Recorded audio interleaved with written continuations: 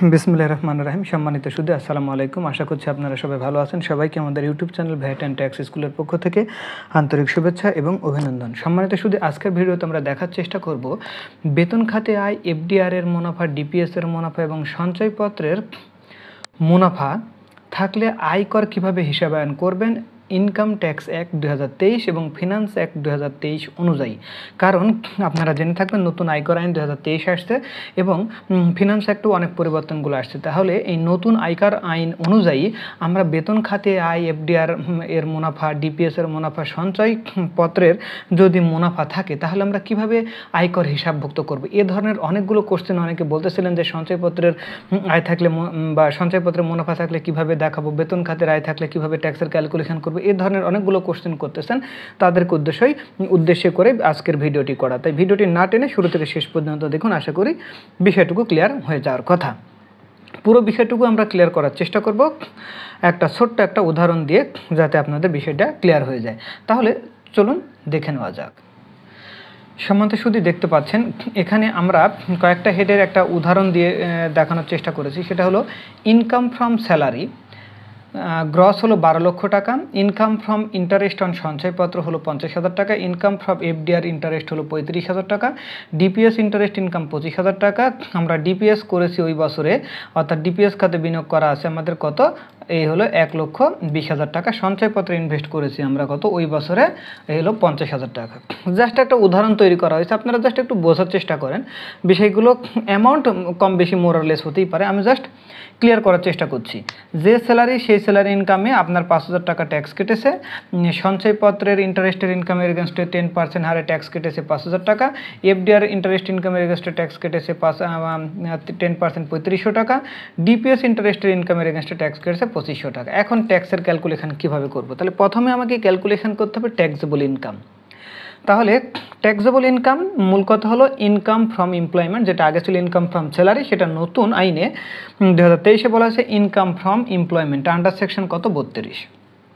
তাহলে দেখেন income from employment এবং 1984 সালের সাথে 2023-এর পার্থক্য হলো আগে যে basic, house and medical, convince এরকম হেড বাই হেড এক্সামশান ছিল, সেটা এবার পরিবর্তন করেছে।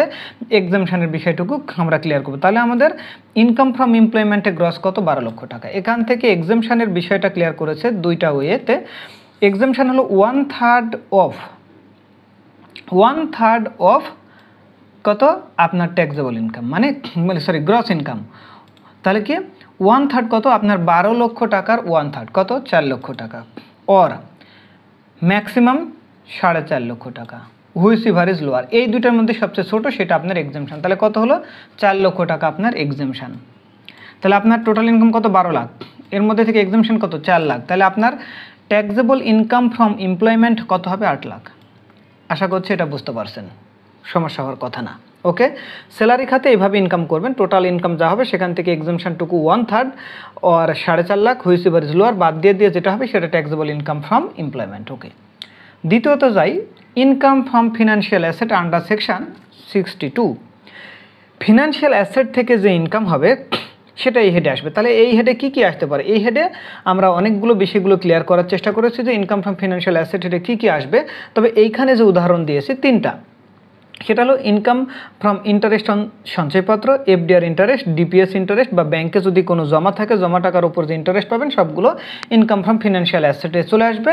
এবং এই ফিনান্সিয়াল অ্যাসেটের মধ্যে যেগুলো আসতেছে, এই যে যেমন সঞ্চয়পত্রের ইন্টারেস্ট ইনকাম, আপনার FDR interest income, DPS interest income, এইটা কিন্তু আন্ডার সেকশন 163 অর্থাৎ মিনিমাম ট্যাক্সের হেডের মধ্যে, যে এই হেড থেকে যে ট্যাক্স কাটা হবে সেটা minimum tax, not final settlement. 1984 সালের ইনকাম ট্যাক্স অর্ডিন্যান্স বা গত বছরের যে অ্যাসেসমেন্ট ইয়ারে আপনার ইনকাম ট্যাক্সের মানে আপনার সঞ্চয়পত্রের যে ইন্টারেস্টের এগেনস্টে যে ট্যাক্স কর্তন করা ছিল সেটা ফাইনাল সেটেলমেন্ট, চূড়ান্ত কর দেয়।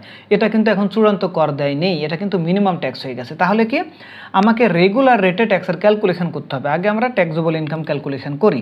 তাহলে সঞ্চয়পত্রের ইন্টারেস্ট ইনকাম কত এই হলো 50,000, এফডিআর ইন্টারেস্ট ইনকাম কত 35,000, ডিপিএস ইন্টারেস্ট ইনকাম কত 25,000, টোটাল যোগ করলে কত হয় 1,10,000 টাকা। এটা কোন হেডে? ইনকাম ফ্রম ফিনান্সিয়াল অ্যাসেট, মনে রাখতে হবে আন্ডার সেকশন 62। তাহলে আমার টোটাল ট্যাক্সেবল ইনকাম, এই ইনকামকে আবার বলা হচ্ছে যে এই ইনকামের এগেনস্টে যে সোর্সে ট্যাক্স কাটে সেটাকে বলা হচ্ছে যে 163, অর্থাৎ মিনিমাম ট্যাক্স, যেটা আপনার 1984 সালের অর্ডিন্যান্সে যেটাতে বলা ছিল যে আপনারা জেনে থাকবেন যে মিনিমাম ট্যাক্স 82C যে ইনকামের কথা যেটা বলা ছিল, তো ওইটার সেকশনটা এখানে হয়ে গেছে কি 163। তবে মিনিমাম ট্যাক্সের ওইখানে কিছু কিছু হেডে ফাইনাল সেটেলমেন্ট ছিল, সেটা এই নতুন আইনে কোনো ফাইনাল সেটেলমেন্ট নেই। তাহলে কি total taxable income including 163 income, মানে আন্ডার সেকশন 163 আমরা মিনিমাম ট্যাক্স, যেহেতু এটা ট্যাক্সের ক্যালকুলেশন একটু সেপারেটলি হবে, regular rate but separately treatment হবে, সেজন্য আমরা আলাদা করব। তাহলে আমার ট্যাক্সেবল ইনকাম ফ্রম এমপ্লয়মেন্ট ছিল 8 লাখ, মিনিমাম ট্যাক্সের হেডে সঞ্চয়পত্র এফডিআর ডিপিএস মিলেছিল 1,10,000, মোট কত হলো 9,10,000 টাকা। আপনার টোটাল ট্যাক্সেবল ইনকাম, যেমন আগে বলতাম total taxable income including 82C income, আমরা এখানে বলবো total taxable income including under section 163 income. Okay, total 9,10,000। এখন আমরা ট্যাক্সের ক্যালকুলেশন করব। ট্যাক্সের ক্যালকুলেশন আপনাকে মাথায় রাখতে হবে, রেগুলার ইনকাম, ইনকাম দুই ধরনের, একটা রেগুলার ইনকাম আর একটা হলো মিনিমাম ট্যাক্সের ইনকাম। রেগুলার ইনকাম হলো স্যালারি, বাট এই 163 আন্ডারে যে সঞ্চয়পত্র এফডিআর ডিপিএস, এটার কিন্তু ট্যাক্সের ক্যালকুলেশন আলাদা হবে, এই জন্য আমরা এটাকে মিনিমাম ট্যাক্সের আওতায় আলাদাভাবে ট্রিটমেন্ট করব। আচ্ছা, ওকে। এখন মূল কথা হলো, যদি একটু আপনাদেরকে ক্লিয়ার করার চেষ্টা করি, তাহলে দেখেন প্রথমে রেগুলার ইনকাম, তার মানে আমাকে 8 লক্ষ টাকার ইনকাম ফ্রম এমপ্লয়মেন্টের ওইটা আমাকে দেখাতে হবে। তাহলে প্রথম 3.5 লক্ষ টাকার উপরে 0% হারে 0 টাকা, পরবর্তী 1 লক্ষ টাকার উপরে 5% হারে 5,000 টাকা, পরবর্তী 3 লক্ষ টাকার উপরে 10% হারে 30,000 টাকা। তাহলে আমার স্ল্যাব ছিল প্রথমে 3.5 লাখ, 1 লাখ, 3 লাখ, তারপর হলো 4 লাখ। এখন 4 লাখের মধ্যে আমার শুধুমাত্র স্যালারি আর আছে কত 50,000, তার মানে মোট 8 লাখ, 3 আর 1 4, 4 আর 3.5 7.5 লাখ, থাকে 50,000। 50,000 টাকার উপর 15% 7,500 টাকা। এইটা হলো আমাদের রেগুলার ইনকাম। রেগুলার ইনকামের উপরে ট্যাক্স হলো 5,000, মানে 35,000, 35-এর সাথে 42,500 টাকা। এরপরে আমাদের আসবে calculation of minimum tax under section 163, যে আন্ডারে যেটা থাকবে সেইটা।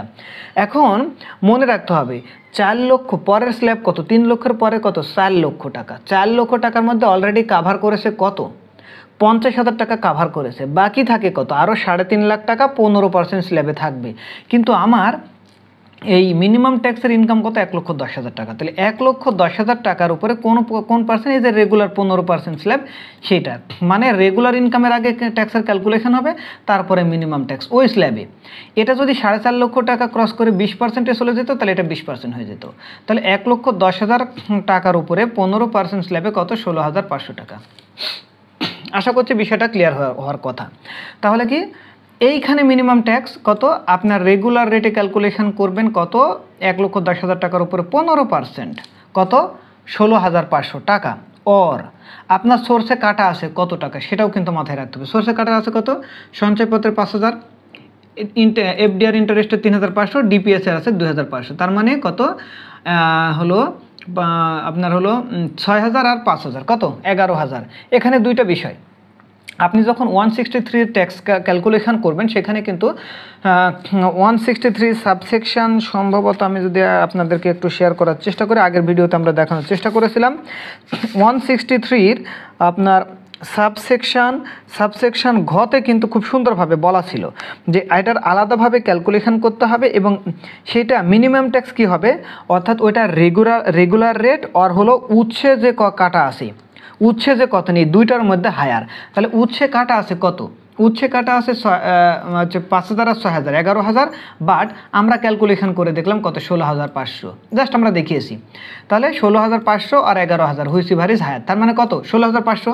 তাহলে আমার টোটাল ট্যাক্স হচ্ছে কত, রেগুলার রেট হলো 42,000 আর পরে হলো 16,500, তাহলে মানে কত হলো 59,500 ট্যাক্সের ক্যালকুলেশন। আশা করছি বিষয়টা ক্লিয়ার হয়েছে। এরপরে আসে ট্যাক্স রিবেট। ট্যাক্স রিবেটের 3টা কন্ডিশন। প্রথম কথা হলো আপনার ট্যাক্সেবল যে ইনকাম এক্সক্লুডিং 163 ইনকাম, মিনিমাম ট্যাক্সের যে হেডের ইনকাম আছে সেগুলো বাদ দিয়ে রেগুলার ইনকামের উপরে 3% মাথায় রাখতে হবে। রিডিউস রেটের ইনকাম থাকবে না, তারপরে আপনার এটি মানে যে মিনিমাম ট্যাক্সের আর থাকবে না, অর্থাৎ রেগুলার। তাহলে রেগুলার এই যে আমি বলে দিচ্ছি ট্যাক্সেবল ইনকাম এক্সক্লুডিং 163 ইনকাম, তার মানে 8 লক্ষ টাকার উপরে 3% কত, 24,000 টাকা। ওর 2 নম্বরে বলছি 50% কি 15% of actual investment. Actual investment কত, আপনি ডিপিএস করেছিলেন 1,20,000 টাকা, আর হলো সঞ্চয়পত্র হলো কত 5,000 টাকা, 5 লাখ টাকা, তাহলে মোট কত 6,20,000 টাকা। এটার উপরে 15% করলে কত হয় 93,000 টাকা, ওর ম্যাক্সিমাম 10 লাখ। এই তিনটার মধ্যে হুইচ এভার ইজ লোয়ার। তাহলে কত, এই যে আমি বলেছি লোয়ার অ্যামাং 3 24,000 আর 93,000 আর 10 লাখ, কত 24,000। আমার ট্যাক্স কত ছিল 59,000, আমি রিবেট পেলাম কত 24,000, তাহলে নেট ট্যাক্স পেয়েবল কত, এই 59,000 মাইনাস 24,000 ইজিক্যাল টু 35,000। এর মধ্যে থেকে কি করব আমরা, আমার সোর্সে যে ট্যাক্স কাটা আছে সেটা লেস করে দেবো, লেস এআইটি আর টিডিএস। তাহলে আমার স্যালারি থেকে কাটা আছে কত 5,000, এআইটি অন সঞ্চয়পত্র থেকে 5,000, এফডিআর ইন্টারেস্ট ইনকাম থেকে 3,500, ডিপিএস থেকে কাটা আছে 2,500, যোগ করলে মোট হয় 16,000 টাকা।